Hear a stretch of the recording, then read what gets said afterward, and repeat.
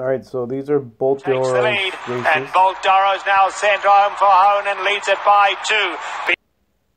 This is his maiden win. This is his first win ever at Del Mar on August 5th. Digs deep, he finds more. Bank Walker chasing gamely, but cannot get to Bolt Doro. An impressive debut by Bolt Doro and Corey Nakatani. They win. Zata can, and so can Bolt Doro. So we're coming down to 2 now. This is the Grade 1 Del Mar Futurity, his first. He won a Grade 1 race, which are the top races in the U.S. in his second start. This is the first time he really had a battle for a win. Bolt Doro charges into the lead from. This is the Grade 1 front runner. In this race, he just sort of freaked. He blew the field out of the water. This is where he really stamped himself as one of the top horses, top 2-year-old horses at the time. Bolt Doro, he's caught very, very wide. Bolt Doro's under the stick, trying to make headway. Bolt Doro's got to pick it up. He's in with a... And this is the Breeders' Cup Juvenile.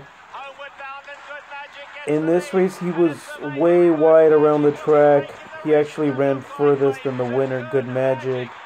And visually, it doesn't seem like his best performance, but it wasn't as bad as it seemed either. Sayakara, McKinsey is the new leader. Castellano hooks Bolt Doro into the clear, and he's ranging forward with great purpose at the top of the stretch. And Bolt Doro moves up alongside of...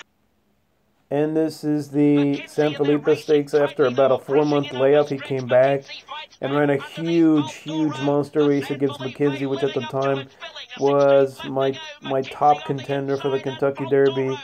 He battled him all the way around, couldn't get past him, which is concerning. McKinsey by length and a quarter. Bolt Doro taking run at him. And this is his last race. This is the Santa Anita Derby. And he just sort of chased Justify here. He couldn't catch him. He couldn't pass him. And visually, it doesn't look as good, but it's also not as bad. There is a pretty big gap between him and the third place horse. Justify just made him look bad here, and I think he probably regressed off of that San Felipe hard race. I want you guys to see the gallop out here. Justify kind of keeps on going, and he doesn't give you much of a gallop out. He actually gets passed by the third place horse, and I think the fourth place horse too. So the gallop out is a little concerning, although he does have a regal pedigree. He's off of his dad is Medaglia d'Oro, and then his grandpa on his mom's side is AP Indy, who was a great horse and passes a lot of distance influences, meaning that horses that have his lineage tend to appreciate going further. So the pros on this horse: he's a multiple Grade 1 winner. He's battle tested. He's experienced. He's regally bred. He actually gets jockey Victor Espinosa, who has won 4 Kentucky Derbies.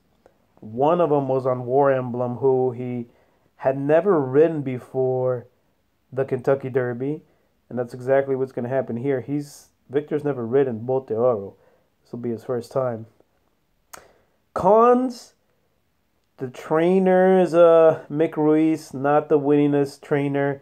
Who knows if he's going to have him totally 100% cranked for the Kentucky Derby?